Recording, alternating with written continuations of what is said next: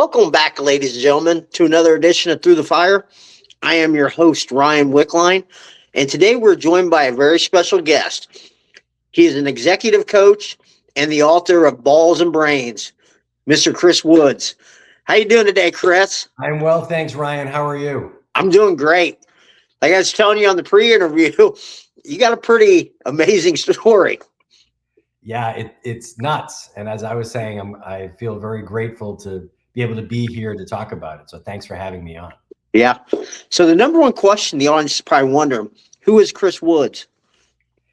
So currently an executive coach, as you referenced, I recently published my first book called Balls and Brains, a framework for living your best life by overcoming fears and maximizing strengths. Prior to that, years in the corporate world as chief revenue officer for a bunch of investor-backed companies. And before that, it was with Google. So I did a lot of things, but one of the things that's core to my story is that I flatlined in the hospital at 40 years old in the midst of a big career. So obviously I'm here to talk about it. So they brought me back. They installed a pacemaker in my chest and told me I would have another 50 years. So I then was faced with the question, what do I want to do with the next 50 years? So I'm 16 years into it right now, and I'm sharing, my lessons learned with my coaching clients and with other people so that they don't have to flatline, at 40 years old to learn it. What did that moment teach you about yourself, like going into the hospital about dying? So, when I came to and I was surrounded by all these doctors, they had called a thing called Code Blue when somebody flatlines, and they brought the paddles and brought me back. I remember coming to and a nurse was there and she said, Mr. Woods, do you know what just happened? And I was like, I don't. She said, you flatlined for a minute and 4 seconds and we brought you back. We're not going to let you leave until we figure out, what's going on here. So my first reaction was, this is crazy. I'm glad that I'm back. And now what? So it ended up then being in the hospital for a few weeks. As I mentioned, they installed the pacemaker. They figured out I had gotten cardiac Lyme disease. I was bit by a tick in my back, and it ends up, attacking your heart. And my response to it, my body's response to it, was what they call the sinister vasovagal, where sometimes people's blood pressure drops. My heart actually stopped. Crazy. What type of fears did you face going through all that? So, it wasn't so much the fears going through it. It ended up now, what prompted me to then write the book was the kind of introspection I did afterwards about, now if I have another 50 years, how do I want to do it differently? And I first started looking at my mindset and my drivers, and it was really fear driven. And I was very much, though I was successful, I pretty much lived my life fear driven when I got a chance to really look at it. And I realized, upon introspection on it, that then once I started to get successful, the fear now was of not being successful, of then losing it. So it was perpetual fear. It was fear from the beginning, fear in the middle, and then fear into the end. So I then ended up finding, after I got some time to spend on it, that's the first thing I wanted to kind of repair, was the fear-driven motivation. And I was like, there has to be a better way to go through life. And I think I found it.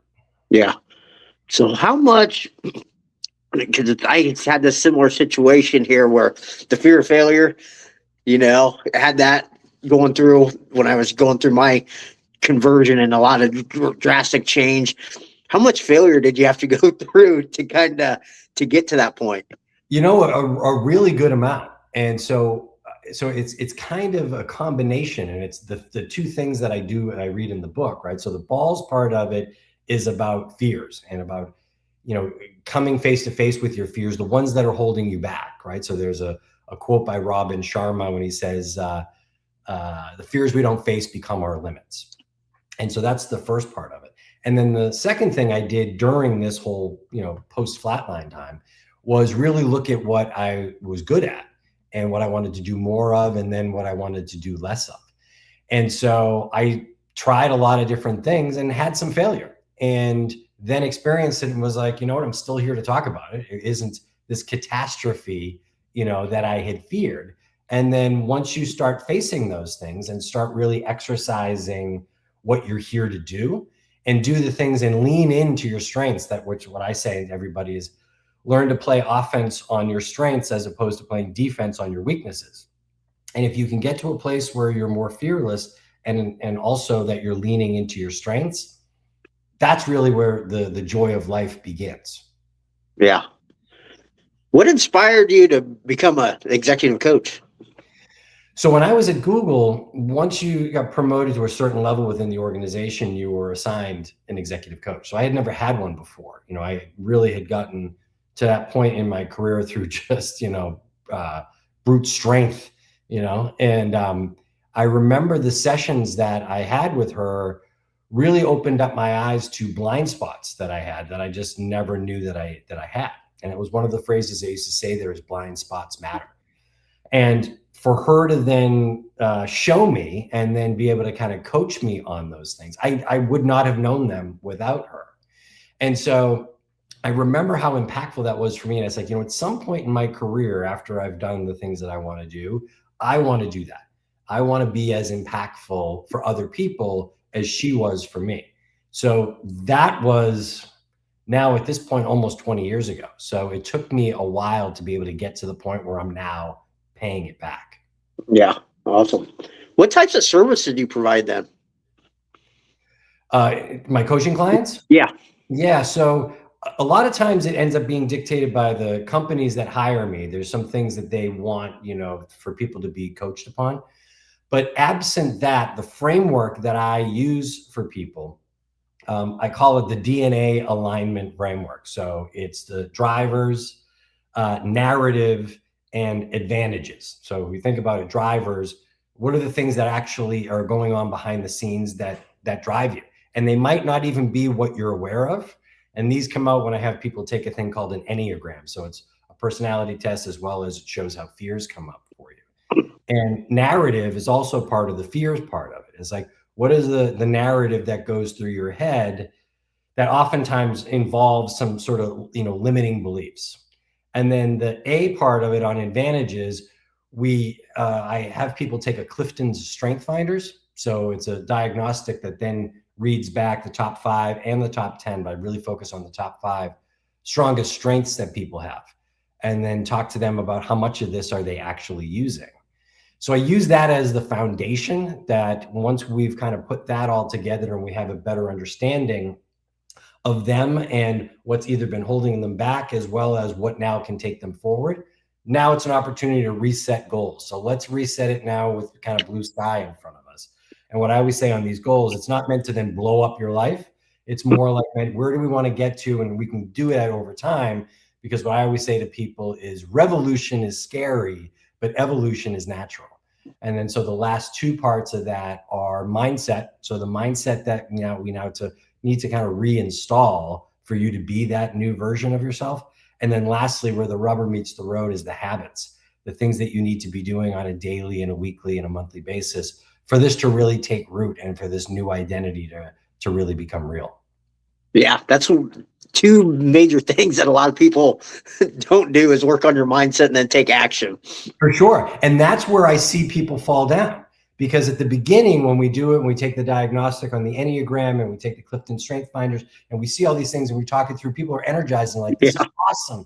This is great. This is going to be the new me. I can't wait. And then we map out goals and everybody's excited. And then when we map out the mindset, that's hard to stick with, right? So I'm still sticking with them every week, but they're with themselves 24/7. So it's the reprogramming on that as well as the habits. So those last 2 parts are where the rubber meets the road. And that's the real hard part. Yeah. Like when I start working with, I do mindset training with athletes, and the first place I start with them before we talk about goals or anything, it's like, let's work on your limiting beliefs first. Let's start reprogramming your mind and start building confidence up in you, because that's where it all is going to start. Like, that's where my base is with everybody. Absolutely. I mean, it's the mindset, and the habits are so powerful, and they've built up over years, right? So sometimes people aren't even aware of them. And then even when they are aware of them, it's really hard to break that pattern.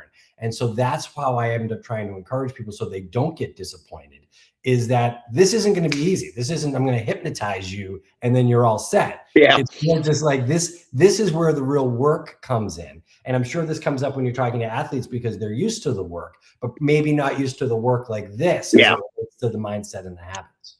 Yeah, I mean, it's a process, and like they don't understand that sometimes like your mindset's a daily process of something that needs worked on daily, because something that could happen in your life that's going to knock you down, but a strong mindset will be knocked down, but just get back up quicker. For sure. It's a muscle, right? Or it's the neural pathways, as they say. It's what you've been doing for the longest time. And it just, it wears a path. And for you to be able to kind of redirect that path, you're not just going to do it once or twice and it's going to stick. It will require the buildup time on that. And it's like also it's like a physical fitness thing. It's like, sure, you make a commitment to it, but you're not going to have the body or the conditioning that you want, after a day or a week. Yeah. What's probably the biggest challenge your clients face? I think so. What they hire me for oftentimes is they start to they've gotten promoted into a new role, and it's something beyond the scope of what they've done in the past. So they need to be a bit of a different person, and so that's one part of it. Another part is oftentimes when people hire me individually as opposed to corporations, is they feel like there's more that they can be doing. They feel like they're grinding a bit, right? So it's kind of resonates the story that I said that I was doing really well at Google pre-flatline.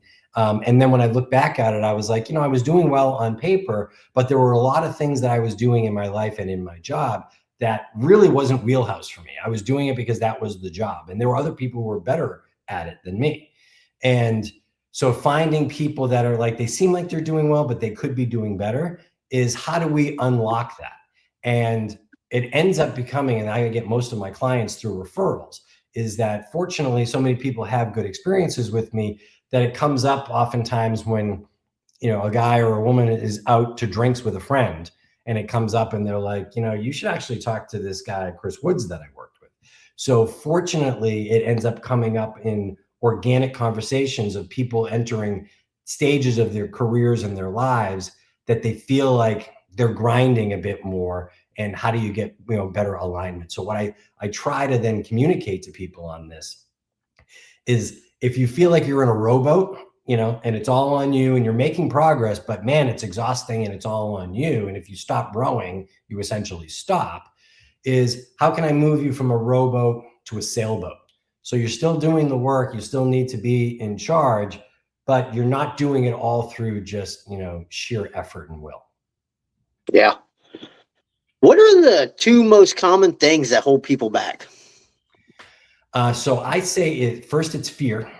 And a lot of the times it's the fears that they haven't faced. It's kind of the insidious things that keep them playing smaller than they know they're capable of. And they don't talk to people about it. And it's to be able to put a mirror up in front of them to be able to say, what is this that's holding you back? So that's the first one. The second one is not leaning fully into their strengths. So I think a lot of times people will do things, what? I got to take this job and I'm going to do it. And then most of the stuff that's required on the job, they can get done or they can grind, but it's really not in their wheelhouse. So how can they get somewhere that they're doing more of what they're good at, and it makes them feel a bit more aligned? And again, what I always say to people, I'm not telling you to blow it up and move from becoming an accountant to, a painter. It's more just like, how can we get you to really lean into your skills? So I say the two things. One is really getting an awareness around your fears, and secondly, getting an awareness around your strengths. How do you get people to kind of admit to their fears, though? Because a lot of people aren't self-aware, and they're scared to go and become like, look at what's inside themselves, be honest and everything, to get that clarity of where their fears are. For sure. So I have this question that I love, and I heard it from this guy, Peter Crone, who's kind of like a life coach and a philosopher. He's a British guy. He's great. But he says this, he's asked the question, who would you be in the absence of your concerns? And it's such a great question because it just opens up your mind, right? It's not asking you what your concerns are. Don't tell me what you're afraid of. Just, I want you to think about it and then write down, who would you be in the absence of those concerns? And so, like, when I would hear that question, I would be like, wow, I'd be a lot freer. I'd be a lot lighter.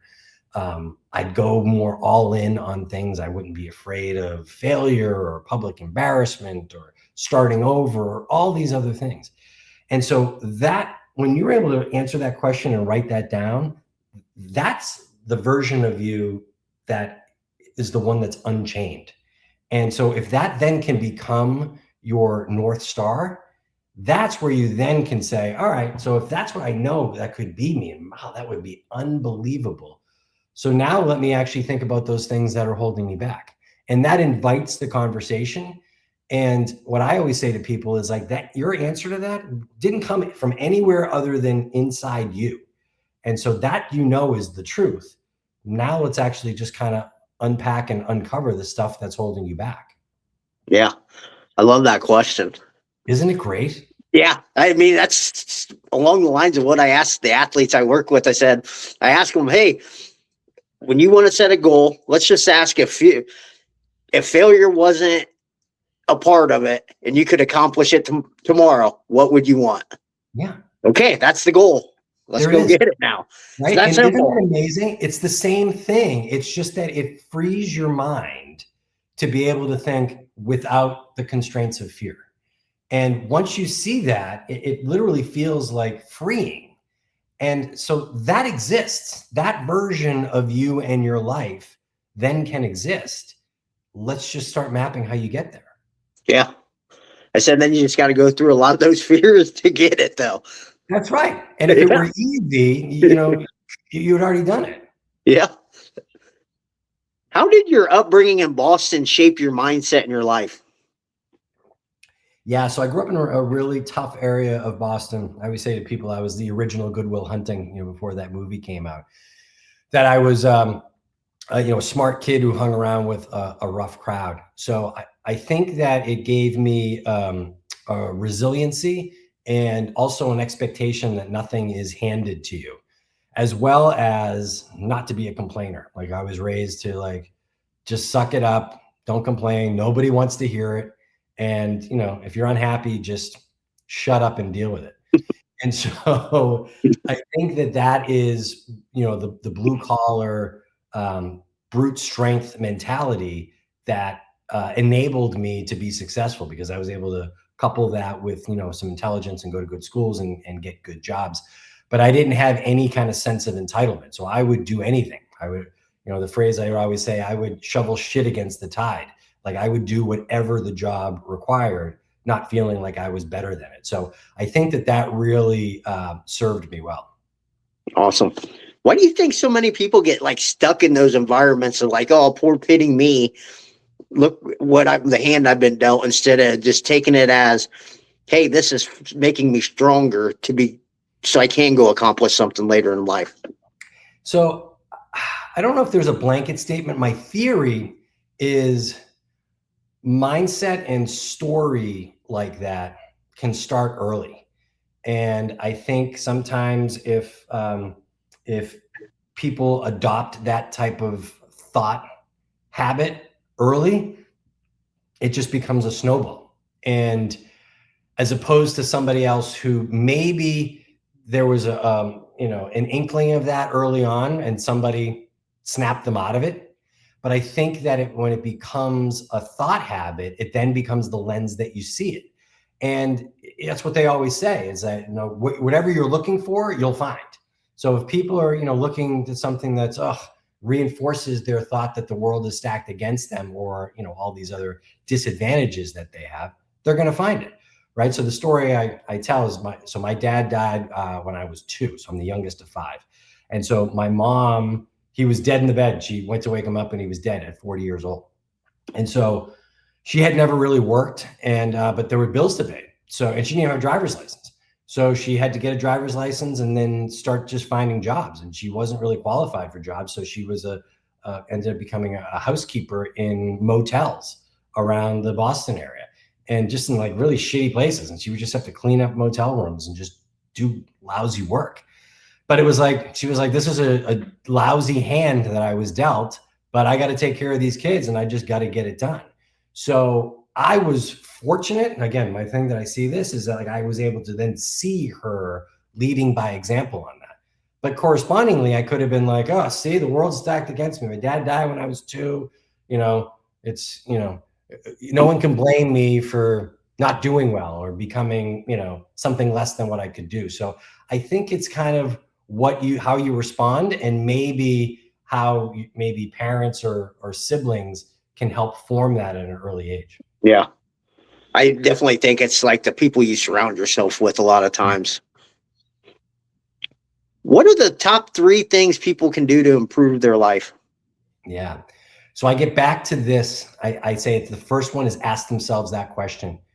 Who would you be in the absence of your concerns? So do that one first and foremost. Secondly, take an inventory of your strengths. And so I always have people take this Clifton's Strength Finders. So you can do that online. There's other ones that do it, but get some real data. Even, you know, audit yourself and ask people the things that you're really good at, and then to be able to do, you know, do more of that.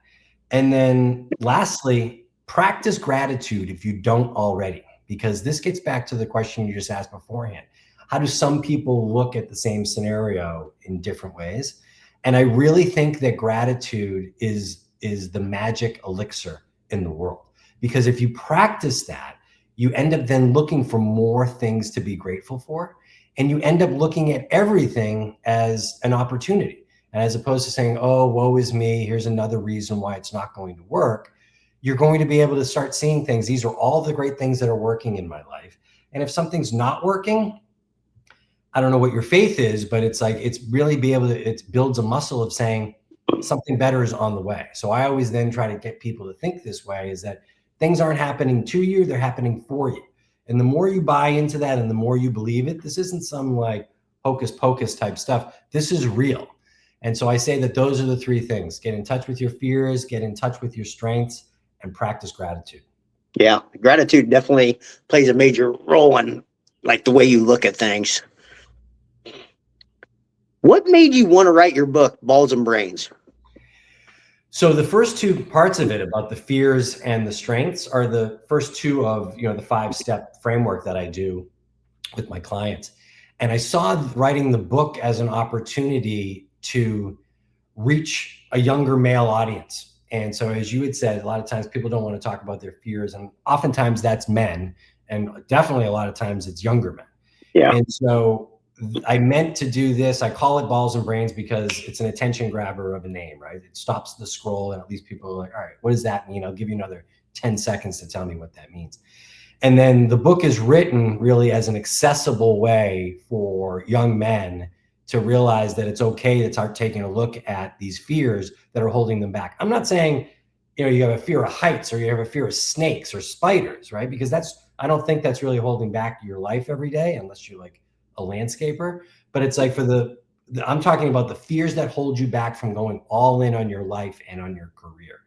So do that part. And the strengths part is that I'm like, if that's the 2 things that I could tell somebody in their early to mid 20s, get in touch with that, and that sets you up on an upward trajectory. What was probably the most challenging thing you faced while you were writing it? Staying consistent with it. I always, you know, when it would find the writer's block that people have been experiencing for thousands of years, as much as I like to think I'm a very disciplined guy, I found other things to do.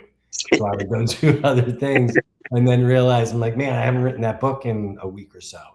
And so it took me longer than if I write a second book than it would take me, because now I know kind of the process to do it. And I would just like set myself, I'm like, I'm going to get this done in 90 days or so. So that was the biggest challenge. It took me close to 2 years by the time I actually got it from the start to the publishing part of it.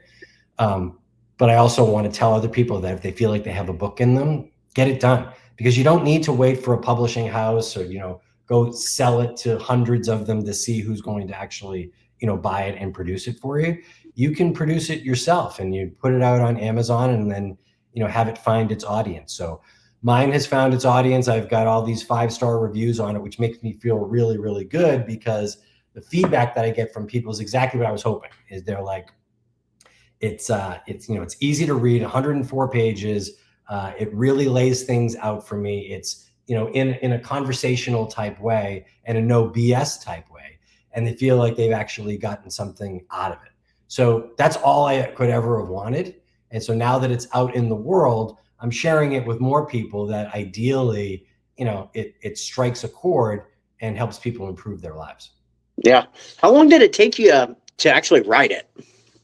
So, if I just, it was 2 years from the beginning to then when I published it. But I think that if I were to like distill that down, out of that 2 years, it was probably a month of hard work. I could have gotten it done probably in a month.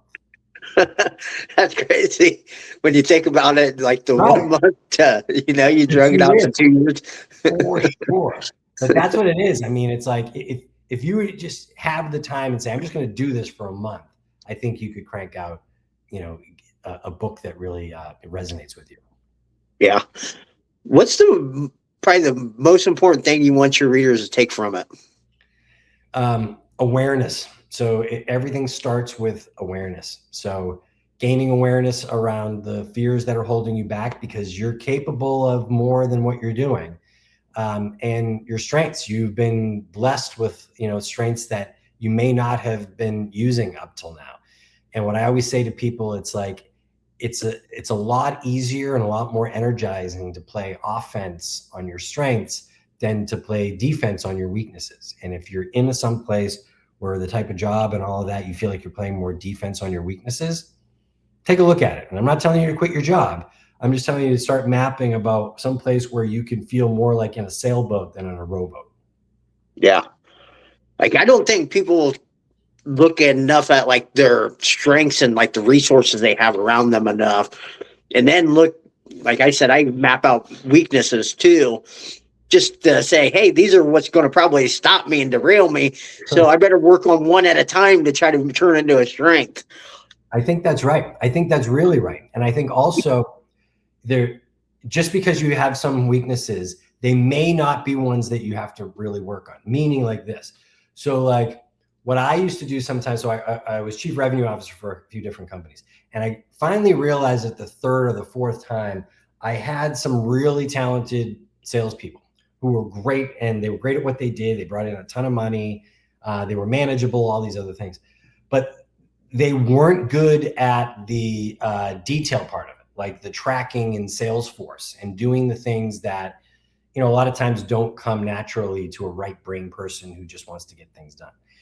And I had been taught when I was at Google that they would just beat it into you that you had to do it. And I would start then doing that in these other companies. And then I realized, I'm like, you know what?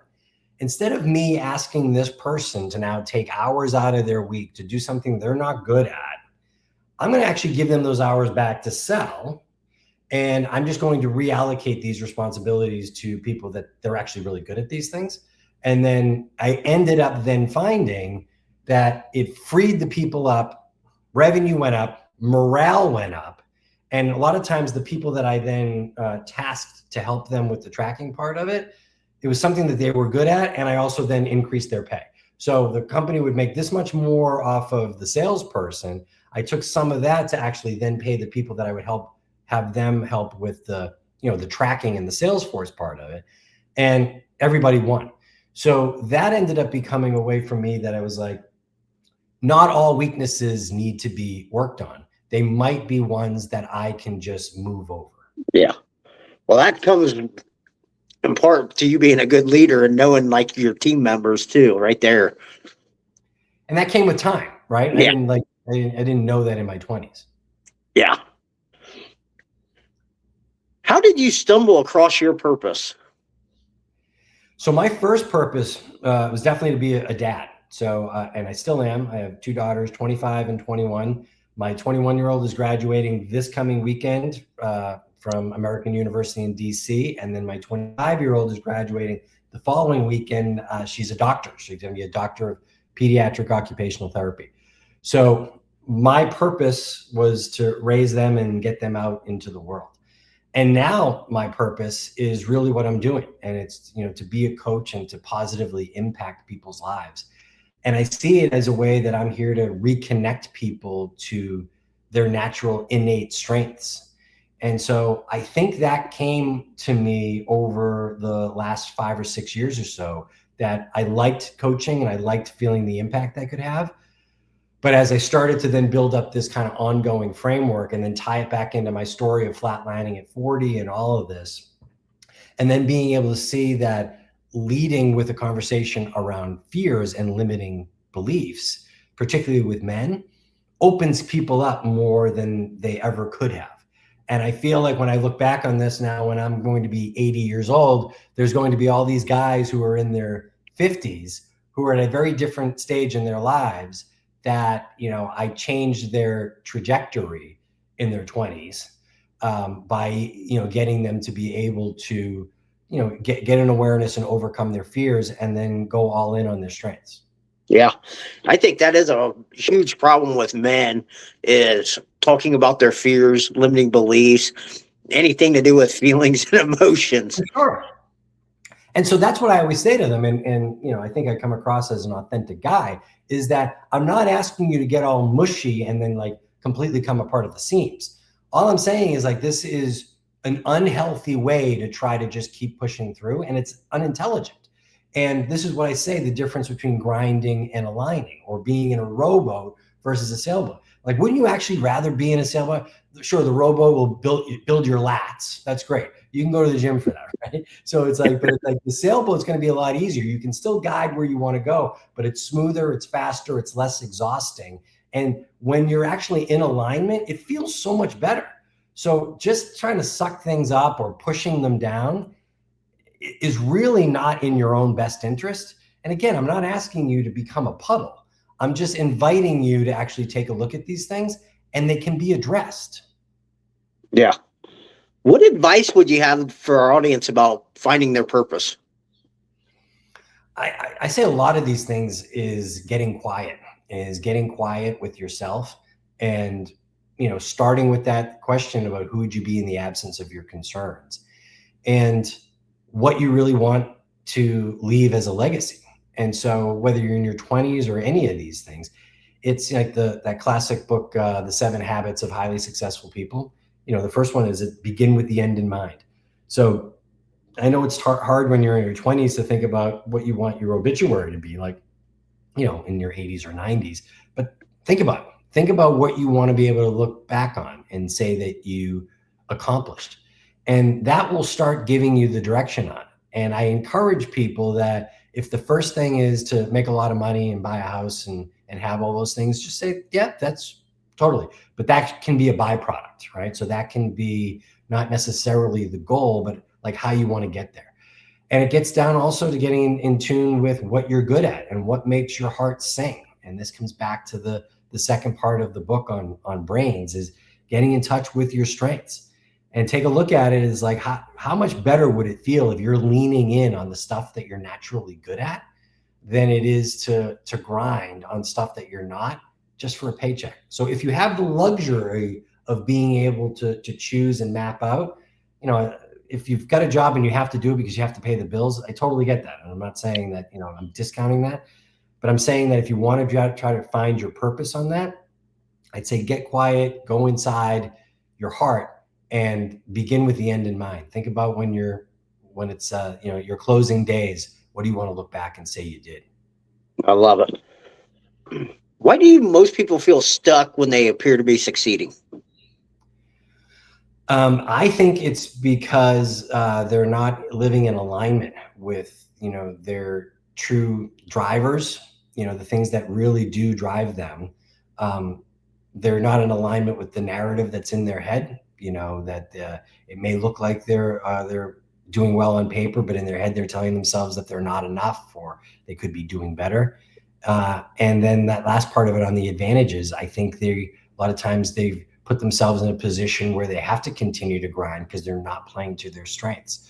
So that answer is really the form of the coaching that I do, right? I call it DNA alignment. So the drivers, the narrative, and the advantages. And I'm not answering that just because it's self-serving, that's how I run my business, but I run my business because that's the answer. Yeah. What's the best advice you've ever received? Practice gratitude every day. It literally is, it changes your mind and it changes the world around you. And I used to do it sporadically, but until I actually made it a habit, it has had such a massive impact on me and has changed the world around me. And that would be the advice I'd give to everybody. Yeah, I love it. How can people get a hold of you? All right. So I have a very simple name. People used to always think that I was giving a fake name, so it's Chris Woods with an S, and I'm a coach. So my website is chriswoodscoach.com. Simple enough. Simple. I'll put that in the show notes too for everybody. Appreciate that. What are your long-term and short-term goals?